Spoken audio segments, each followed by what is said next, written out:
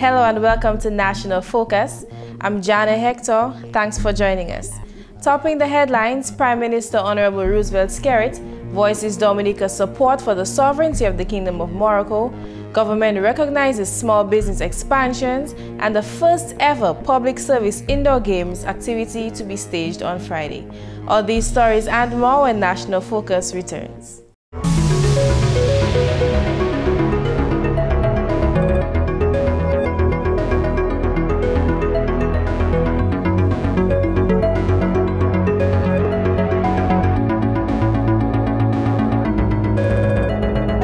Welcome back. Time now for the details of the news. Prime Minister Honorable Roosevelt Skerrit has voiced Dominica's solidarity and support for the sovereignty of the Kingdom of Morocco. The Prime Minister, who is currently on an official visit to the United Kingdom of Morocco, made Dominica's position on that matter quite clear.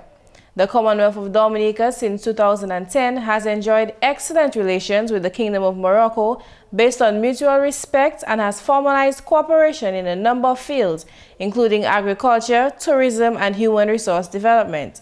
Prime Minister Honorable Roosevelt Skerrit said that Dominica and the Kingdom of Morocco have also collaborated on a number of matters of mutual interest at the level of the United Nations and other international fora. In this regard, the Prime Minister said, quote, Dominica wishes to state that it continues to support fully the autonomy plan on Sahara explored under the aegis of the United Nations. Dominica is convinced that it is a credible, realistic, and serious plan which has the potential of resolving the issue permanently and to the benefit of all concerned. End quote. The Prime Minister also said, quote, Dominica is prepared to assist in whatever way possible in seeking the successful implementation of the autonomy plan. End quote. Prime Minister Honorable Roosevelt Skerrit, during his talks with government officials in Morocco, has expressed gratitude to the government and people of the United Kingdom of Morocco for timely assistance granted to Dominica in the aftermath of Hurricane Ophelia. The Prime Minister is accompanied by Secretary to the Cabinet, Steve Farrell, and Honorable Ambrose George is acting Prime Minister. In addition to tourism sector indicating growth, small businesses are also expanding on the island. This according to Minister for Tourism, Honorable Ian Douglas. Honorable Douglas was speaking to GIS News when he said that government has recognized the need to inject even more resources into the small business sector. More than 1,000 persons and 1,000 have been allowed to set up their own businesses through the small business unit. And what we have found out is that they have graduated to the next level where they want to expand, and they have now gone outside of the ambit of the small business. They need more monies, they need more capital. And so we are placing another $10 million at the National Bank of Dominica to on-lend to the NDF, the National Development Foundation, so that the young persons who have started up their business because of the help that we give them through the small business unit can now access that funding through those institutions. Prime Minister Honorable Roosevelt Skerrit, in his budget presentation last week, said the surest way to generate employment and reduce poverty is by encouraging small businesses.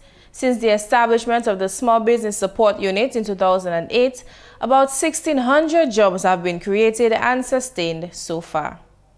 Meanwhile, Parliamentary Representative for Maho constituency, Honorable Rayburn Blackmore, sees hope in sight for bridging the gap between generations. Minister Blackmore was making his contribution to a panel discussion held at Maho Market Wednesday evening as part of Maho Reunion 2012. The theme of the discussion was Bridging the Gap, Youth and Senior Citizens. Sitting on the panel, moderated by Josephine Dublin Prince, was Dr. Shyla Esprit, Chendi Laville, and Marcella Henry. Honorable Blackmore shared his thoughts on how the generation gap can be reduced. He also said that panel discussions like this one forms part of the solution. We come from different times, and what we go to a bridge of gap is so that we can come and understand. We have to give and take. But I'm very much impressed with the level of discussion tonight, and I think, when I listen to Dr. Esprit and Laville, I believe that, we have great hope, because these are bright people, and there's not going to be any kind of deficiency in terms of our intellectual discussion that we can have in the future. Reasons for the differences between generations were suggested at the discussion, and panelist Dr. Shyla Esprit felt that contradictory behavior was one cause. I grew up seeing people fighting with each other today, but they wouldn't let each other's house burn down. You know, that's one of the things I always tell people, is like the blessing and curse of being in this community, that they will be arguing on the street in the middle of the road tonight, and tomorrow they will be helping each other out. So that contradiction is part of the reason that I think we really have to look at why that is, and why we constantly in conflict with each other, not just young people and older people, but peers, right? Why we also is in conflict with each other, but we know instinctively that we are connected, we want to be together, we want to help each other. Why that cannot be the first choice instead of the last resort, or when we're forced to do it. Chendi Laville, who also sat on the panel, felt that deviating from traditions can cause generation gaps as well. As a young person, I don't believe that older people appreciate the talents that some of us have, right? I believe the older people, they know the conventional avenue to success. For instance, I'm a carpenter, I work all my life and I survive in, I eat in. But what if as a young man, I know my talent is being involved in music engineering, being probably painting, unconventional things as that, right? As a young person, we don't get a lot of backing for that. Everybody expects us to follow the conventional ground. We finish high school, we go to college, we go to university for those who are a little better off, and that is what is expected, right? But a lot of the encouragement is lacking in ways such as that. Because I see a lot of Maori young people who are very talented in all different ways. If you look at the back right there, there's a young man, I want to make special mention of Link. And he's a very talented person when it comes to painting. And stuff like that, we need to encourage the young people more. But when as a young person you see that you are not rewarded for your talents, you tend to separate yourself from people, you tend to separate yourself from society. Panelist Marcella Henry opined that sharing values and being willing to learn from others is one major way of restoring unity. We have a responsibility to say we made mistakes. And at the same time, the young persons who know better should be able to share with the older persons some of the things that you value, so we can understand. Because I've got children, and they taught me how to use the computer. When I needed something to be done, they said, "No, mommy, we're not showing you. You're going to sit and do it." And I'm thankful that they did like that to me. Because when I went to do my master's degree, if I didn't know how to use the computer, I'd be in the streets. I would have to pay for every paper I had to present. Whereas I was able to do that for myself and had my daughter edit for me, because it was hard, but I learned. And so, as an older person, we have a responsibility to learn from the younger ones. Community resident Judith Angol had her own suggestions towards bridging the gap. I think if the younger people would just stop a while and reflect on their life and reflect on the Word of God, I think we'll have a better society and a better world. The public forum was one of the activities planned by the Maho Reunion Committee to celebrate Maho Reunion 2012, which officially ends on August 6th. In other news, Parliamentary Representative for Portsmouth Constituency and Tourism Minister Honorable Ian Douglas is in high spirits over the major infrastructural changes taking place in his constituency. Honorable Douglas spoke of the removal of the wrecked ships along the coast of Portsmouth as one of those changes. We continue to literally change the face of Portsmouth, and one of the significant activities, really very significant, even on a national level, not even only on a constituency level, a national level, that happened in the last budgetary year, was the removal of the wrecks on the seashore. And you know, everybody has lamented since Hurricane David, which was about 30 years ago.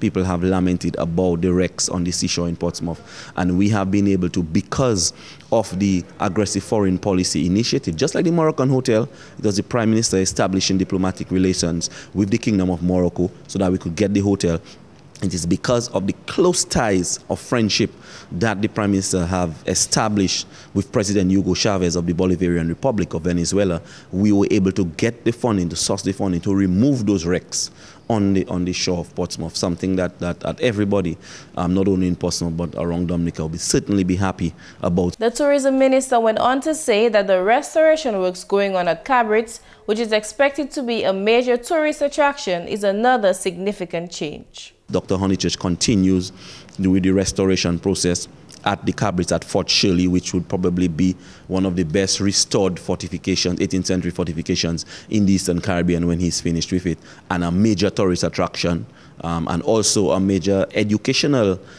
initiative, because the whole archaeological education process where students can come, we just finished in one of the buildings where students will be able to have bungalows and beds and stuff so that they can actually live on the facility and do their research.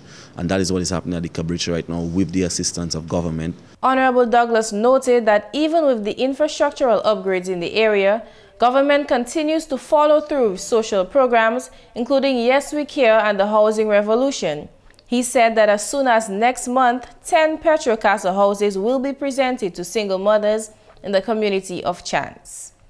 In more news, a cabinet team will be among 12 teams from across the public service slated to participate in the first ever Public Service Day Indoor Games activity. The game, scheduled for Friday, July 27 from 4:30 p.m., will take place on the landing space of the ground floor of the government headquarters. Senior Sports Officer at the Sports Division, Judy John, says the teams will participate in a number of games, including dominoes, Scrabble, draft, and trumps. To date, we have 12 groups. We're anticipating 12 groups to participate in the indoor games, and that 12 majority will be participating in the domino area. The winning teams will receive prizes at the 2012 Public Service Day Awards ceremony carded for December 7. All the champion teams and the various award winners, they will be awarded at that ceremony. And so these are the incentives that we're going, in addition to all the other awards that will be distributed to for the public servants and retired public servants. The aspect of the games will also be rewarded there.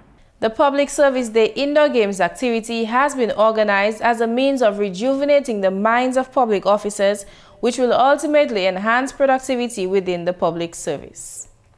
And finally, this news time, the Sports Division continues to collaborate with members of the wider public service in engaging in healthy sports geared at reducing the incidence of chronic non-communicable diseases on the island. The Sports Division has been spearheading an initiative of the Prime Minister to allow public servants to incorporate exercise into their daily lives. Senior Sports Officer Judy John says the initiative by Prime Minister is a welcome one. We are aware of CNCDs, which is a chronic thing in the Caribbean, and we're trying to do all the mitigation that is necessary to reduce the effects and occurrences of these CNCDs. And so physical activity is a champion cause, and the initiative of the Prime Minister to have that 1 hour a week for public servants to go to the stadium and do some physical activity is tremendous. John says apart from this initiative, the Sports Division is also focused on several other sporting activities involving public offices. The Sports Division also provides the opportunities for persons to be engaged in physical activity. That will increase productivity within the public service itself. Officers of the Sports Division have been working with public officers in creating relaxation activities in the workplace, geared at stimulating the minds of public officers in order to increase productivity. The socialization aspect of it is another aspect where you get rejuvenated. So we have persons working together. It will foster teamwork within departments and external departments as a public service in general, where persons could be working together as a team. And like I said earlier, for rejuvenation, you relax. The kind of atmosphere that will be created with the indoor games is one of relaxation.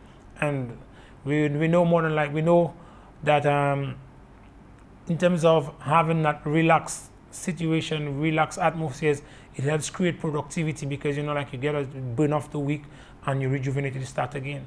The Sports Division is advocating that regular participation in both indoor and outdoor team games does in fact have major health benefits. John explained that regular sporting activity can bring about significant improvement to the physical fitness of individuals and is desirable for a change from the daily work routine. And that's the English segment of the news. We now join Marcus in St. Louis for the Creole highlights. Allô tout le monde, bienvenue à ces nouvelles en créole. Non moins, c'est Macpherson Saint-Louis. Premièrement, le ministre de l'Éducation a tapé allocation hot budget pour financer l'éducation des enfants. Parole cela sorti du ministère de l'Éducation, Honorable Peter Saint-Jean. Si le ministre Saint-Jean, le gouvernement Dominique a recognisé l'éducation des enfants et puis priorité. Oui, un grand pan en budget là l'année ça là, nous avons aller pour ça nous avons créé early childhood education. Ça c'est vraiment ça nous avons créé preschool education, l'école. Nous avons créé que si nous ni pour développer Dominique, nous ni pour garder occuper ces enfants là actuellement. Parce qu'il y a pas problème qui nous avons les monde grand. Et si nous pas adresser ces problèmes ça actuellement, il est difficile pour nous manger plus tard. À nous quoi il y a 3 enfants en Dominique à partir de 675 enfants qui pas qu'à attendre l'école. Si ces moun ça si ces enfants ça pas préparés pendant yo petit, yo a problème là yo vini plus gros et nous voulons essayer trouver ces enfants ça là avec mener yo en l'école. Il y a des problèmes qui parents qui expérimenté, ils n'ont pas ni l'argent, ils n'ont pas savoir ces enfants à l'école. Nous avons dit comme gouvernement, nous avons payé pour voir ces enfants à l'école. Seule responsabilité parents c'est pour mettre les enfants à la préparer et nous avons ces enfants à tout ça ont besoin pour trouver expérience là qui aide pour faire meilleur. En notre nouvelle, le gouvernement Dominique a mis l'argent au compte mauvais maladie Black Cigar Token. En effet, cela, le ministre agriculture a créé à ses habitants pour chaîne coopération et puis point AV Yukaba combattre maladie salam. M. Ryan Ansem, c'est officier quarantine ministre agriculture. Pour ça qui est Botanical Gardens Plant Protection et Quarantine avec tout le monde, ni on bitin pour jouer pour nous pêcher maladie ça là, nous les corporation growers là, nous les corporation planter avec gouvernement Jacques a fait ça il a fait. Ministre finance jaba nous $3,000 pour nous garder comment $300,000 pour nous garder comment nous ça mettre mieux ça c'est juste un premier trend nous emergency l'argent pour nous garder comment nous ça gourmet contre maladie c'est pêcher maladie ça là so nous très content pour l'argent ça là avec déjà ba nous commitment gouvernement so yo calé ba nous d'autres l'argent pour gourmet contre maladie ça là moun qui a engagé en industrie musique et puis bagaille vidéo qui a eu l'opportunité de participer à un workshop à point meilleur bagay qui concerne comment pour manager travail ailleurs ça ou créer intellectual property rights workshop ça qui a prend place week-end salam kata quitté moun qui a fait show assistage documentaries publicité vidéo musique production jingle et puis chanson en parmi d'autres bagailles. National Export Council, Dexia, Dominica Coalition of Services, Division Culture, Discover Dominic Authority, et puis Festival Committee Dominic, qui responsabilité pour workshop salam. Workshop salam qui a gardé en détail bagay qui concerne loi pour l'industrie et puis comment il a marché. Moun qui est intéressant en workshop salam peut contacter National Export Council et puis Dominica Coalition of Services. Et puis, finalement, le gouvernement Dominique a financé réparation de l'école en Cassebros. Parole celle-là sortie du Parlement, Honorable Johnson Drago. Le gouvernement a remercié le ministre de l'Éducation, Montekabete autant, et puis on mettait à ses côtés 95,000, on a ça à patois $1,900 pour aider à faire travail sur l'école Cassebros Primary. Tous les ans, nous avons fait l'école. L'année ça, c'est l'école Cassebros Primary. Et puis, le travail ça a commencé tout de suite. Comme un jeunesse qui est employé en l'école Cassebros, pendant sommar, pour faire un l'argent pour aider eux, et puis pour ouvrir l'école en mois septembre. Et puis, ça qui est beaucoup pour la communauté. Messieurs, mesdames, ça c'est tout pour nouvelles en créole pour à présent. Non moins, c'est Macpherson St. Louis. Au revoir. When we come back, we'll bring you the upcoming events and government notices. Please stay tuned.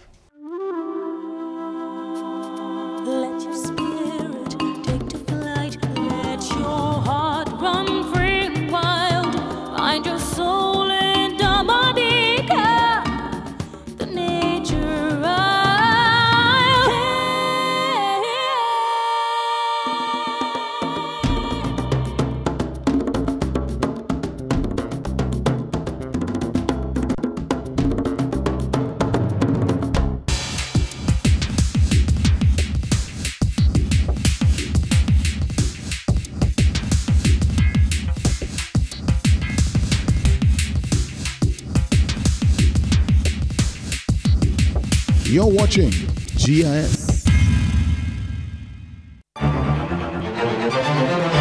All those concerned are asked to note the following hurricane shelters and shelter managers for the communities of St. Joseph, Bells, and Kulibistri.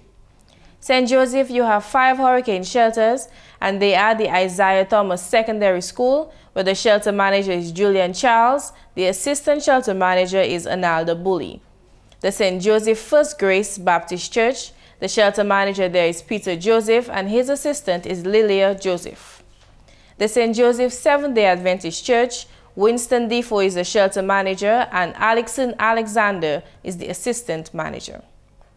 The upper floor of East Block 1, where the shelter manager is Delight Defoe and the assistant is Vern Pending, and the lower floor of East Block 2, where Conrad Chillingford is the shelter manager and Amali James his assistant.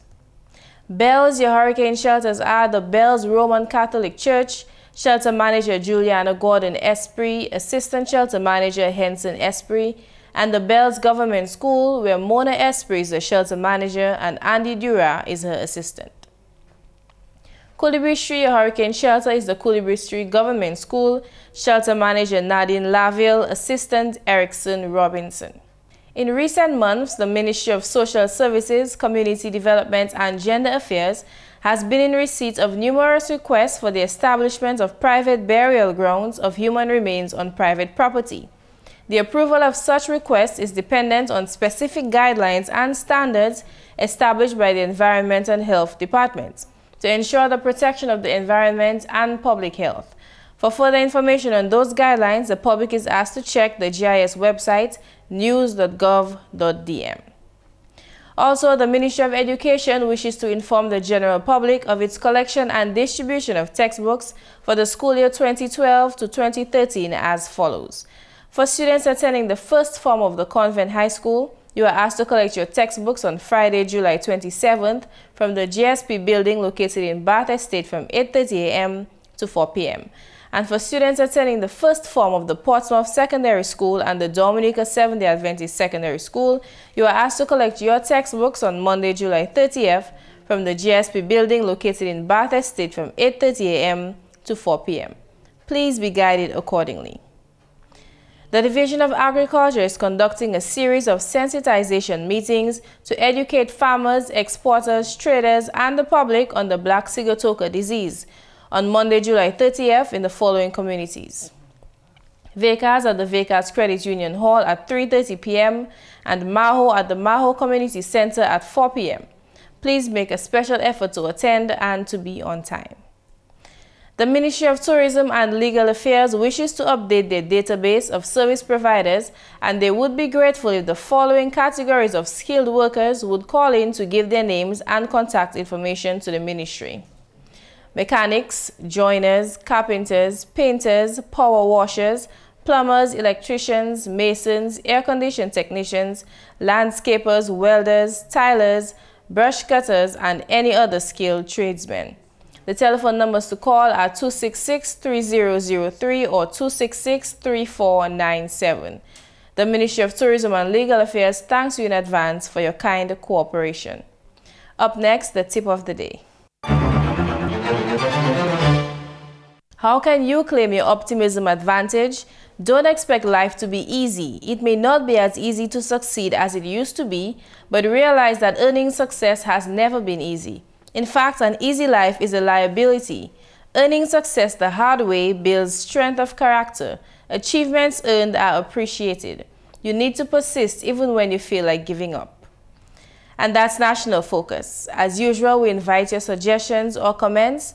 Please feel free to drop us an email at gis@dominica.gov.dm or visit our website at news.gov.dm, or you could visit our GIS Dominica page on YouTube and Facebook. On behalf of the entire news production team, I'm Jarna Hector. Thanks for watching.